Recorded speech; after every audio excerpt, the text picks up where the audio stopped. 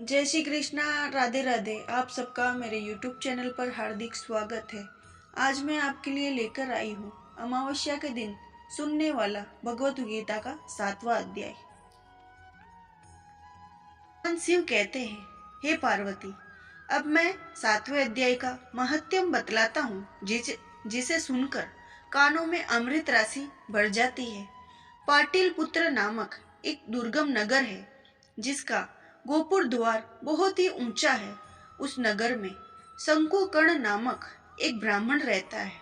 उसने वैश्यवृत्ति का आश्रय लेकर बहुत धन कमाया, किंतु न तो कभी पितरों का तर्पण किया और न ही देवताओं का पूजन किया। वह धन में तत्पर होकर राजाओं को ही भोज दिया करता था। एक समय की बात है, उस ब्राह्मण ने अपना चौथा विवाह करने के लिए पुत्रों और बंधुओं के साथ यात्रा की। मार्ग में आधी रात के समय जब वह सो रहा था, तब एक सर्प ने कहीं से आकर उसकी बाह में काट लिया। उसके काटते ही ऐसी अवस्था हो गई कि मणि, मंत्र और औषधि आदि से भी उसके शरीर की रक्षा असाध्य जान पड़ी। तत्पश्चात कुछ ही क्षणों में उसके प्राण पखेरु उड़ गए और वह प्रेत बना।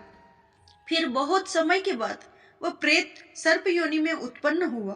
उसका वित्त धन की वासना में बंधा था। उसने पूर्व वृतांत को स्मरण करके सोचा, मैंने घर के बाहर करोड़ों की संख्या में अपना जो धन गाड़ रखा है, उसमें इन पुत्रों को वंचित करके स्वयं की उसकी रक्षा करूंगा। सांप की योनि से पीड़ित होकर पिता ने एक दिन स्वप्न में अपने पुत्रों के समक्ष आकर अपना मनोभाव बताया। तब उसके पुत्रों ने सवेरे उठकर बड़े विस्मय के साथ एक दूसरे के स्वप्न की बात कही। उनमें से मंझला पुत्र कुदाल हाथ में लिए घर से निकला और जहां उसके पिता सर्प योनि धारण करके रहते थे, उस स्थान पर गया।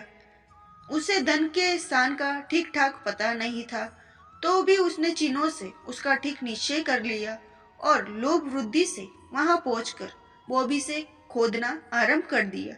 तब उस बोबी से बड़ा भयानक सांप प्रकट हुआ और बोला, ओ मूढ़, तुम कौन हो?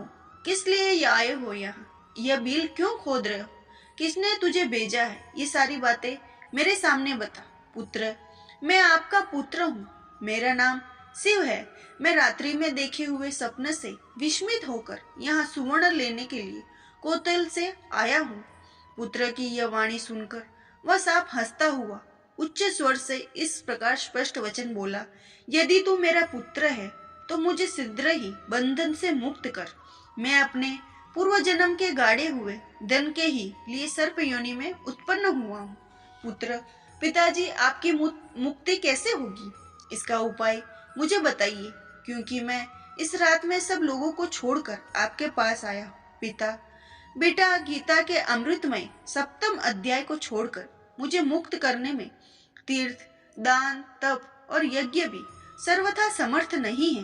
केवल गीता का 7वां अध्याय ही प्राणियों के जरा, मृत्यु आदि दुखों को दूर करने वाला है। पुत्र, मेरे श्राद्ध के दिन गीता के 7वें अध्याय का पाठ करने वाले ब्राह्मण को श्रद्धा पूर्वक भोजन करवा। इससे निसंदेह मेरी मुक्ति हो जाएगी।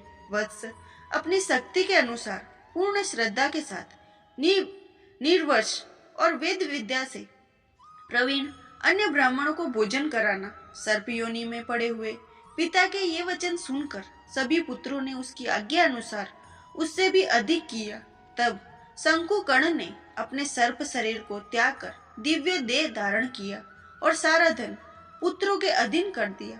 पिता ने करोड़ों की संख्या में जो धन उनमें बांट दिया था, उसमें वे पुत्र बहुत प्रसन्न हुए। उनकी बुद्धि धर्म में लगी हुई थी, इसीलिए उन्होंने बावली, कुआं, पोखरा, यज्ञ तथा देव मंदिर के लिए उस धन का उपयोग किया और अन्नशाला भी बनवाई। पश्चात 7वें अध्याय का सदा जप करते हुए उन्हें मोक्ष प्राप्त हुआ।